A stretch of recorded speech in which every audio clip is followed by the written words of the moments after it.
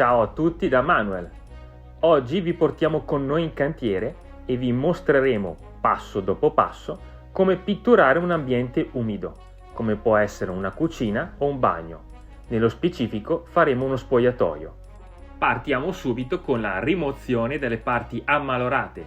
Con una spatola togliamo via tutto. Poi togliamo tutte le ragnatele dalle pareti. Procediamo con un'attenta copertura di tutto il locale, pavimento, finestre, zoccolini. Come vedete lo spogliatoio presenta grossi problemi di muffa. Nelle zone interessate quindi daremo una mano con un prodotto fungicida. Nel caso comunque vi lasceremo il link del prodotto in descrizione. Ora, una volta scrostato e spolverato le parti ammalorate, procederemo dandogli una mano di fissativo, diluito con acqua 1:5. Questo darà maggior ancoraggio alle future rasature. Poi partiamo con le stuccature di vari buchi e crepe.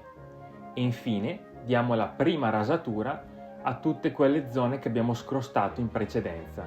Useremo uno stucco risanante contro umidità e salnitro.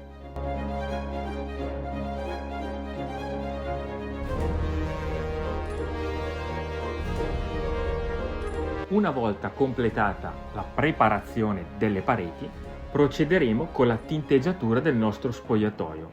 Utilizzeremo un prodotto antimuffa termico a 2 passate. La pittura termica antimuffa ha una lunga durata nel tempo. Evita il formarsi della condensa e quindi il formarsi della muffa nelle pareti.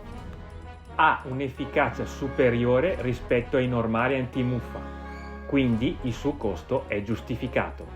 Ecco come si presentano gli spogliatoi terminati i lavori. La cosa importante da dire e da tenere sempre in considerazione è quella di utilizzare prodotti di elevata qualità e che possono durare nel tempo.